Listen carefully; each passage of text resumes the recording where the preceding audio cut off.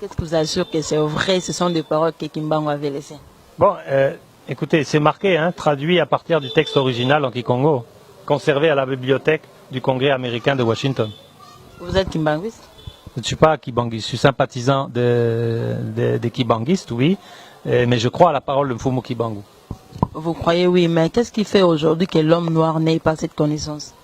Moi, je pense que c'est aussi la conséquence du fait qu'on a tellement combattu Kibangu à travers le système éducatif.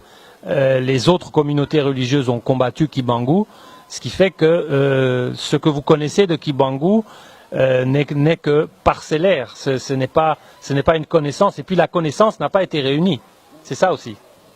C'est-à-dire que l'ensemble de ce qu'a dit Kibangu, il y en a une partie qui se trouve à l'église kibanguiste, il y en a une partie qui se trouve chez Mokoto, il y en a une partie qui se trouve chez des catholiques, il y a une partie qui se trouve chez des protestants, il y a une partie qui se trouve chez pas mal de personnes, mais qui sont isolées et qui ont cette connaissance. Il faut réunir cette connaissance pour justement savoir l'ensemble, pour avoir une image de l'ensemble.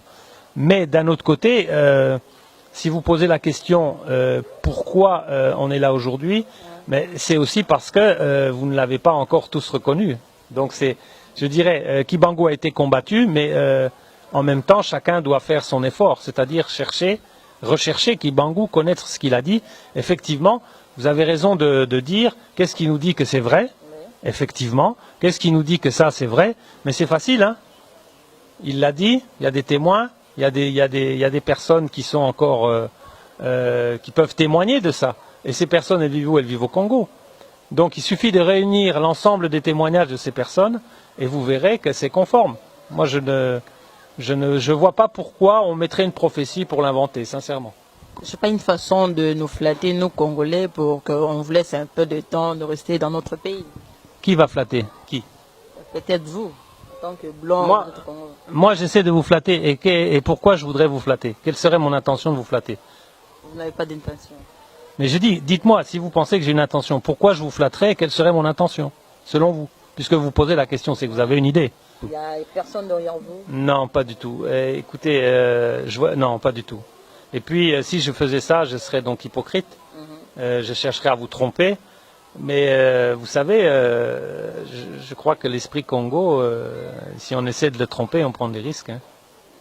Qui est Kimbangu pour vous? Kimbangu, pour moi, c'est l'esprit de vérité, justement. Vous voyez?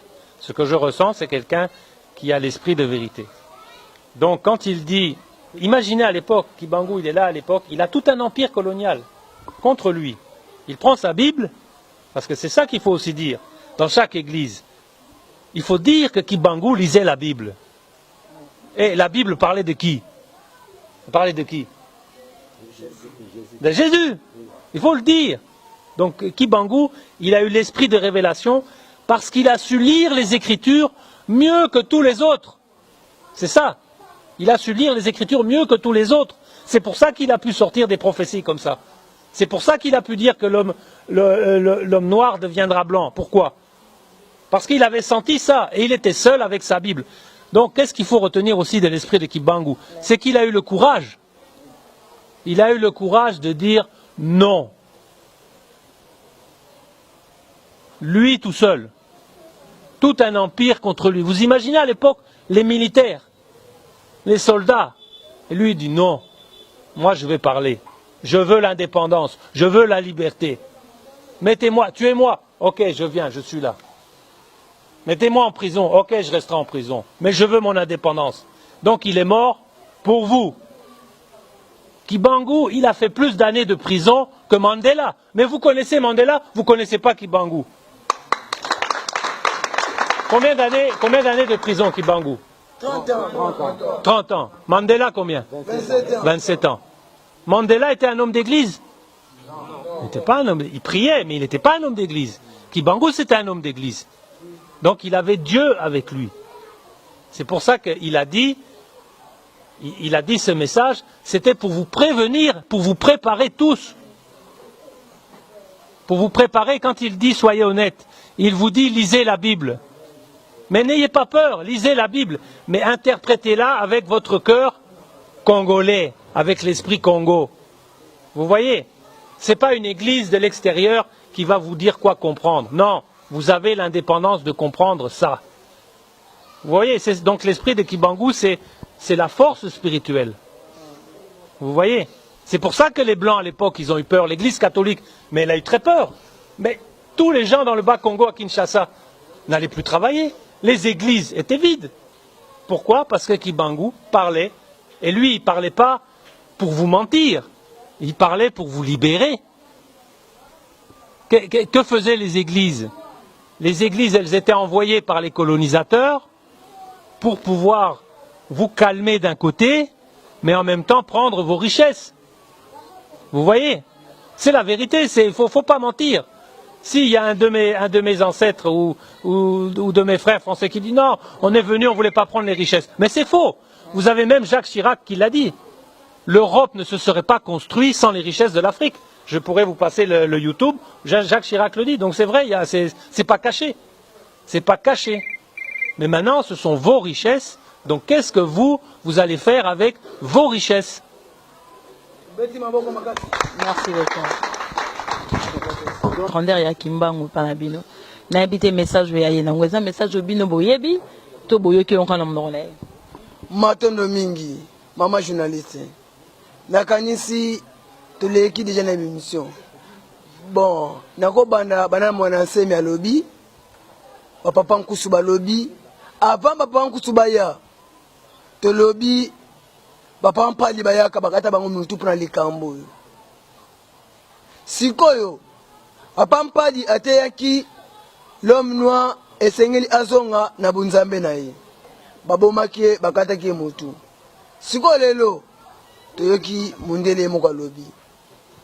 Nangasi ezale yo mama journaliste na bandeko na biso na site internet. Komba site ezali Image ya Congo. Bozo Image ya Congo yango.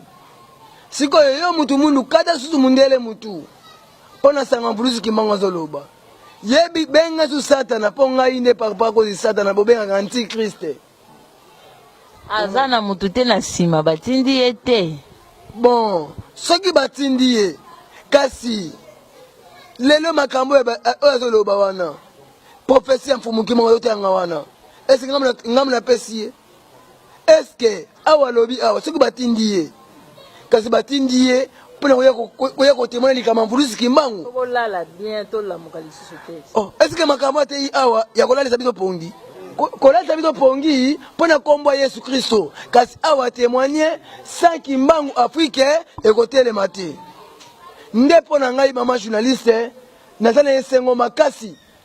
Pona lelo na ebite na kotuna pe mamutuna et pas ndeko na ngai papa Philippe. Soki lelo akufi par exemple akufi agene kunama wapi. Tu veux que je te dise ce que j'ai pensé depuis quelques années? C'est d'être enseveli à Menikongo dans le village. Waouh. Ouais. Pour quel intérêt? Non, c'est ce que j'ai ressenti. Hein. Moi, tu me demandes ce que j'ai ressenti, quels étaient mes souhaits. Voilà, mais moi j'ai pas. Mais pourquoi faire un calcul et un intérêt? C'est ma terre là-bas aussi. Est-ce que ozafuma mundele po zaba mindele moto yokaka awa ba mindele ya nsula tango sokena moto mwindu ba mindele nkituki? Est-ce que yo vous m'avez un vrai français vraiment? Pour l'instant, la peau elle est blanche, hein. Mais ça c'est l'apparence extérieure. Maintenant le cœur, il y a certains qui disent que j'ai un cœur africain. Alors. Ouais, bon.